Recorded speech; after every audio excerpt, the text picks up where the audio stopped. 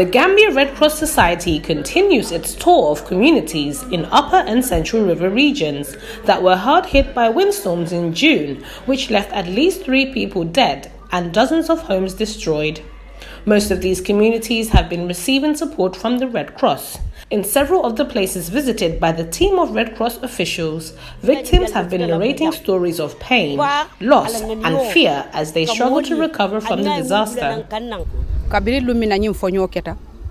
The wind lifted the corrugate and threw it into the front yard.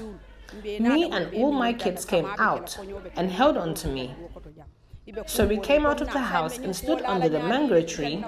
All the kids were crying. They said, "Mom, how are we going to fix our house?" I said to them, "God." My intention is how to go back to my compound with the help of Allah. And secondly, all my family is not together. Each of them is living alone. Family And my younger brother's wife is with his sister in Casamas because of this disaster. Because of Lee.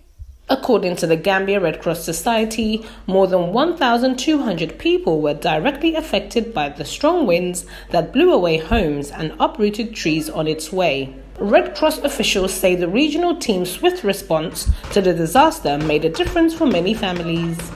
Which this town or this village is also involved.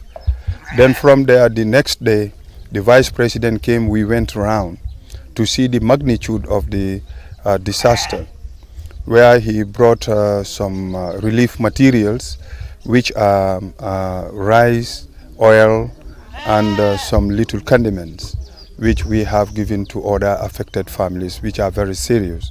Across the world, when disasters strike, at least one international Red Cross staff is always deployed to the affected country to offer support. And in June, Red Cross sent in Fred Tumwebaze from Rwanda to provide technical support to the Gambia Red Cross Society in its response to the disasters in the far east of the country. There is a need to do research and find what material can replace the thatched houses instead of iron sheets. I've had information that here there is a lot of clay. Clay can make roof tiles. They told me that roof tiles are used by rich people. It's not true.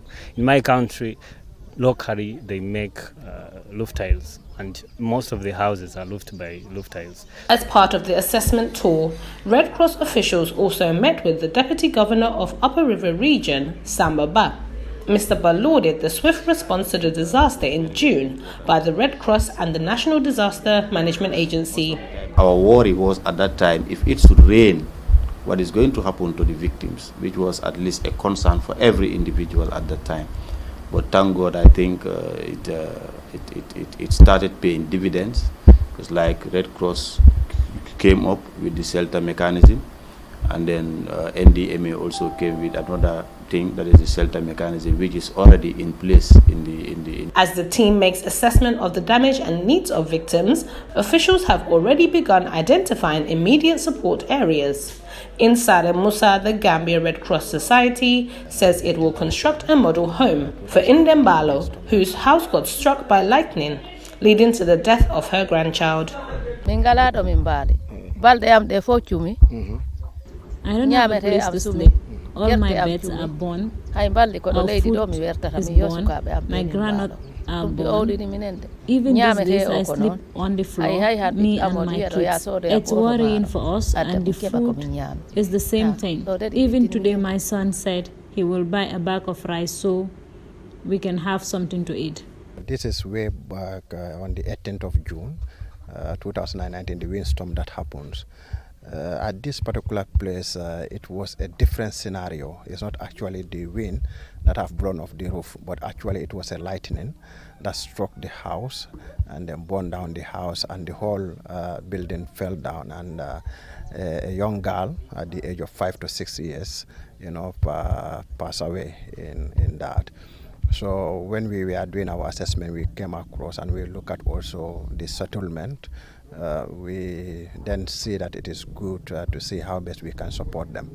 So because we are also trying to promote better shelter for the communities that can be affordable, at a reasonable cost. So what we're trying to do is to mobilize the necessary resources so that we can build our first model house here, that can able to even accommodate, more people in the house, and also it can be resistant to flood and even wind. Local disaster management officials, including the Regional Disaster Coordinator for Upper River Region, Hudul Koli, have welcomed the latest move by the Red Cross to restore hope for the families hit by the disaster in June. And Red Cross officials too are optimistic that more families would be supported to recover from the disaster. Saina Bujang for GRTS News.